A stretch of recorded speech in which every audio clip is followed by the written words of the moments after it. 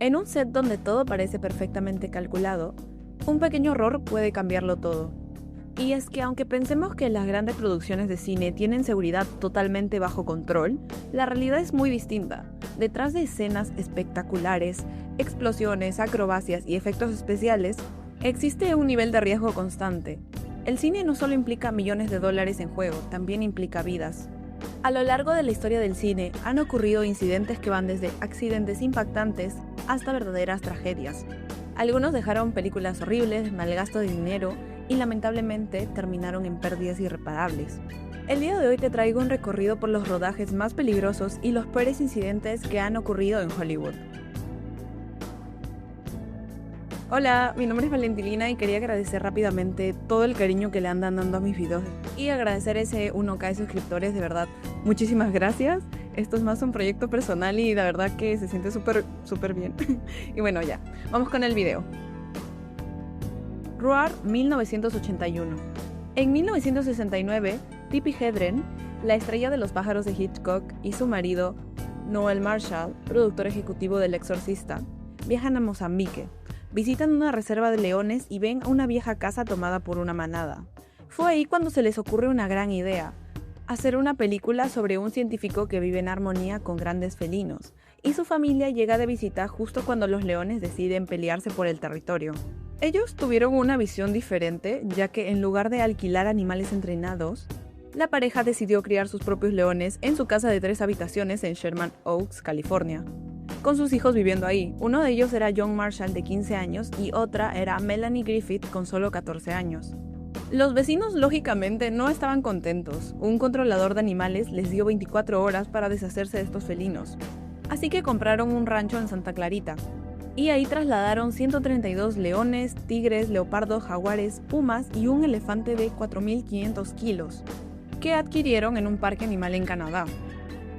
El rodaje comenzó el 1 de octubre de 1976, lo que debía durar 6 meses duró 3 años, ya que los leones aún no estaban entrenados.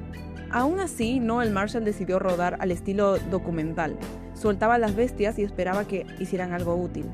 Sin efectos digitales, sin dobles, con 4 o incluso 8 cámaras rodando a la vez. Y bueno, el resultado...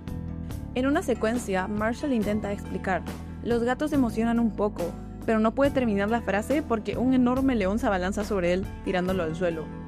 Jean de Bond, el director de fotografía, fue el que a mi parecer recibió más daños, ya que fue atacado por una leona de la tercera semana de rodaje y tuvo la mitad del cuero cabelludo arrancado. Necesitó más de 200 puntos de sutura. John Marshall recuerda: llamé para buscar otro director de fotografía porque pensé que no volvería, y volvió, y terminó la película. Melanie Griffith, con solo 14 años, fue arañada en la cara por un león. Necesitó de puntos en la cara y cirugía plástica alrededor del ojo.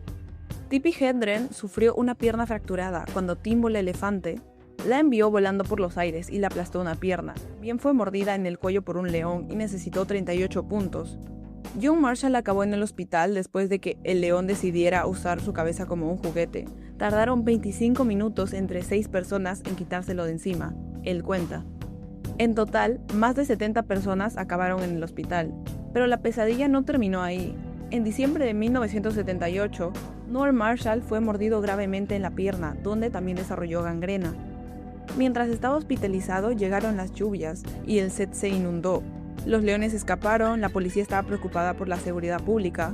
Lo que hicieron fue matar a uno de estos leones protagonistas y después llegó un incendio que quemó mucha parte del rancho.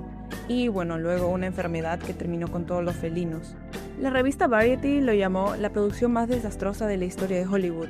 El presupuesto se disparó a 17 millones de dólares. Los financieros se retiraron 2 años después de empezar el rodaje. Marshall y Hedren vendieron todo lo que tenían para terminarla: su casa, sus coches, sus pertenencias, pero en taquilla la película solo recuperó 2 millones de dólares en todo el mundo. El estrés de hacer la película destruyó su matrimonio. Se divorciaron en 1982, un año después de que Roar finalmente se completara. Noel Marshall nunca volvió a dirigir otra película y falleció en 2010. Roar se estrenó en 1981 y fue un fracaso en Estados Unidos, pero tuvo éxito en Japón y en Alemania. Durante décadas fue una película de culto difícil de ver.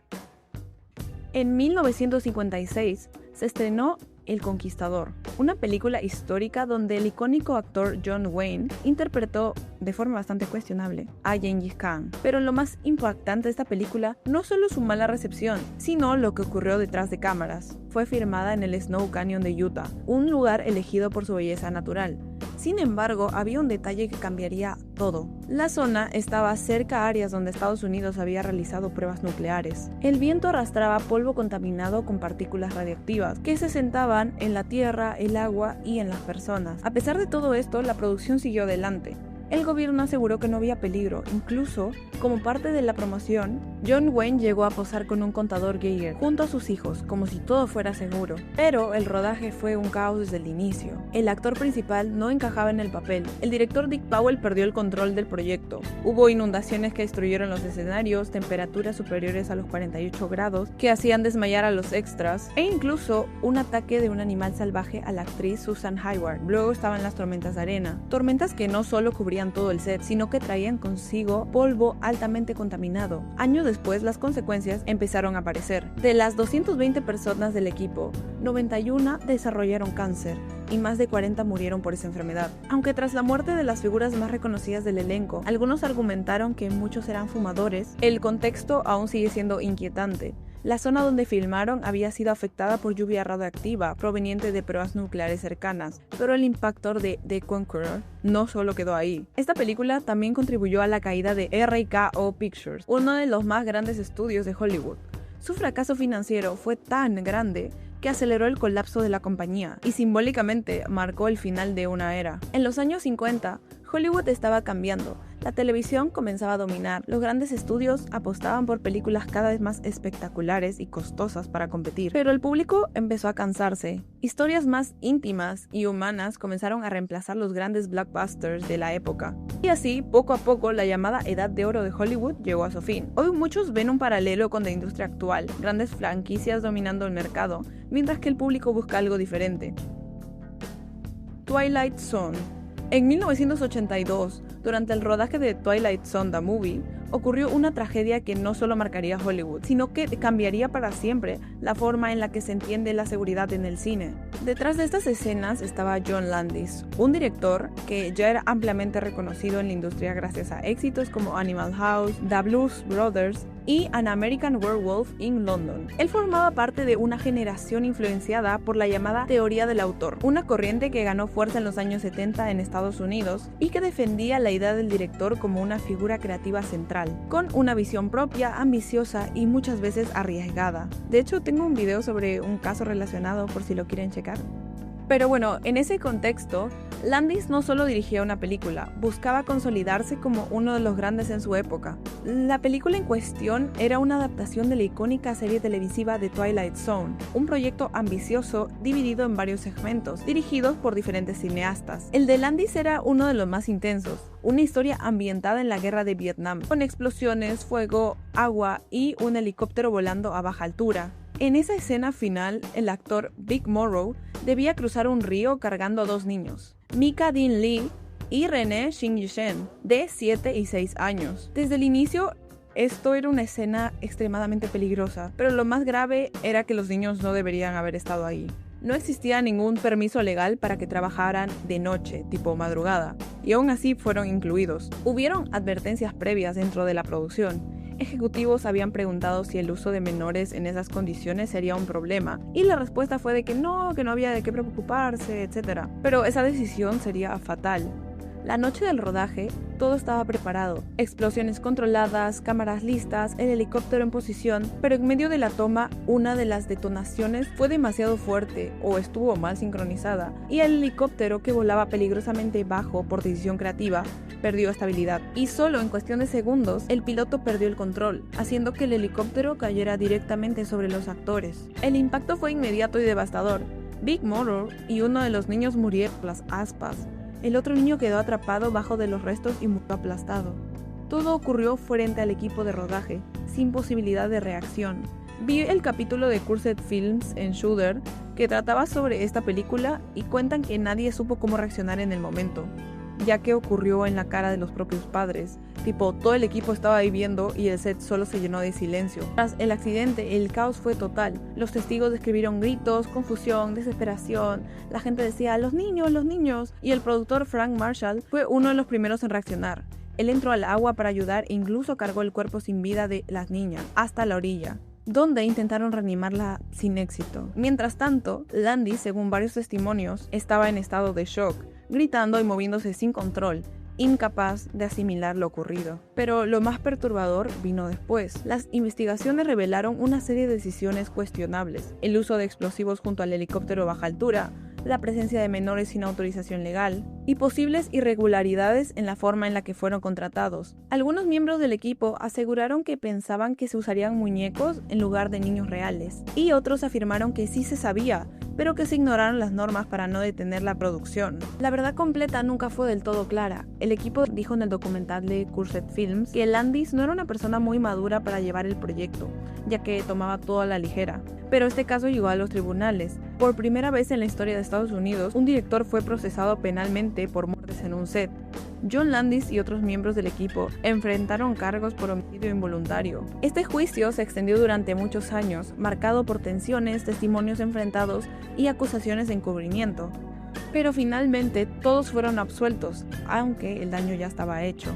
Este caso dejó una huella profunda en la industria, ya que a partir de entonces se reforzaron las regulaciones de seguridad, especialmente en este tipo de escenas con efectos especiales y en la participación de menores. Cineastas como Lloyd Kaufman han reflexionado sobre este caso para cuestionar hasta dónde debe llegar un director en nombre de su visión, o dónde está el límite entre el arte y la responsabilidad. John Landis fue contactado durante años posteriores para hablar sobre lo ocurrido, pero no respondió. Con el tiempo, Twilight Zone The Movie quedó marcada para siempre por esa tragedia, porque ese día no fue un accidente inevitable, fue una cadena de malas decisiones con un mal resultado.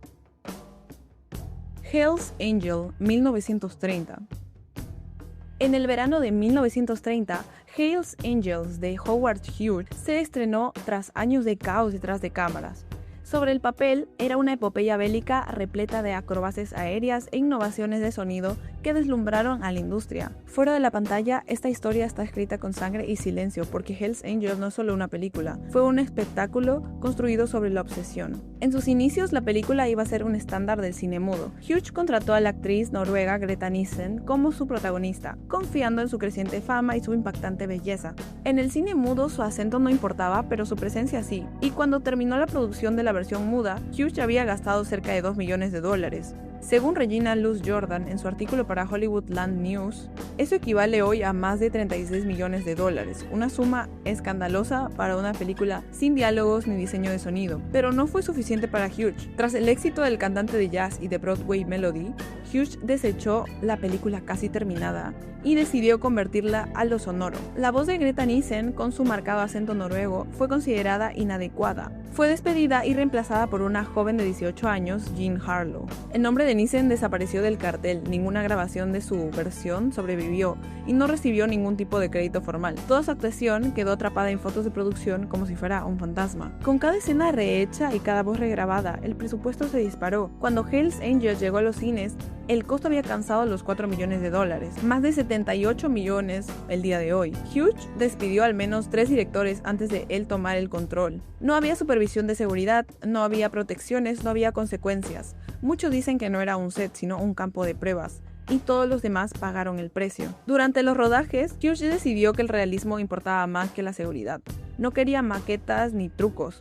Quería aviones reales en el aire real, aunque eso significaba poner en peligro a los actores y sobre todo a su equipo por perseguir su visión como director. En búsqueda de esta toma específica, Hughes se puso a él mismo al mando. Sin experiencia en ese modelo de avión, despegó y se estrelló en un campo en Beverly Hills. Se fracturó el cráneo y quedó inconsciente. Los médicos dijeron que sobrevivió de milagro. Lejos de tomarlo como una advertencia, convirtió el accidente en una historia publicitaria, una prueba de su dedicación y no de su imprudencia. 4 hombres perdieron la vida durante el rodaje, 3 pilotos y un mecánico. Los equipos trabajaron bajo presión constantemente mientras Hughes volvía a rodar escena una tras otra. Se utilizaron 137 pilotos para filmar la batalla aérea final. Jean Harlow tenía solo 18 años y necesitó 3 días completos de entrenamiento para superar sus escenas.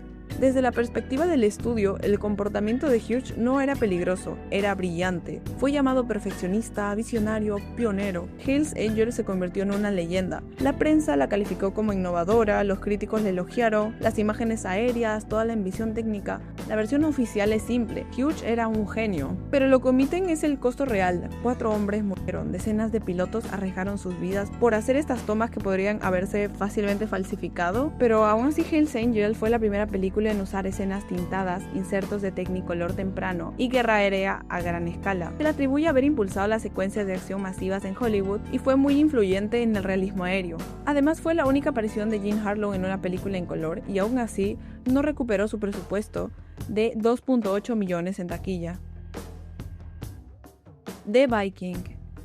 En 1931, Hollywood llegó a Terranova con una ambición clara: crear una gran película de aventuras que capturara la dureza del mar, el hielo y la vida de los cazadores de focas. Esa película se llamaría The Viking. Lo que nadie imaginaba en ese momento era que terminaría convirtiéndose en una de las tragedias más impactantes en la historia del cine. La historia es relativamente sencilla, seguía a Luke, un joven pescador que creía estar marcado por mala suerte. Él dudaba de unirse a una expedición de caza de focas, pero finalmente, impulsado por sus sentimientos hacia una mujer, decide participar y descubre que no todo estaba en su contra. Pero nadie sabía la verdadera historia que se desarrollaba detrás de cámaras. El proyecto estaba liderado por Barry Frizzell, un cineasta estadounidense que se había enamorado de Terranova tras escuchar a Wilfred Grenfell hablar sobre su trabajo en Labrador. Inspirado, viajó a la región y comenzó a grabar la vida local, a documentar todo. Sin embargo, Frizzell quería ir más allá, quería llevar esta realidad al cine de gran escala, y para lograrlo se asoció con Paramount Pictures, y decidió que la película debía rodarse en el lugar real, con un enfoque casi documental. En 1930 el equipo llegó a Terranova, con un primer guión titulado White Thunder. Gran parte del rodaje se realizó en Kiribati, pero en busca de una mayor autenticidad, decidieron filmar también en el mar abierto, en zonas como los Grand Blacks y Labrador. Para reforzar ese realismo, incluyeron figuras reales como el explorador Bob Bartlett, cuya presencia aportaba realismo a la historia. Cuando Frizzell revisó la primera versión de la película en marzo de 1931, no quedó satisfecho. Sentía que le faltaba algo esencial: más peligro, más hielo, más verdad. Convencido de que podía mejorarla, decidió regresar al mar para capturar nuevas escenas. Así, él y un pequeño equipo abordaron el barco SS Viking, junto a su tripulación y pescadores locales. El 15 de marzo de 1931,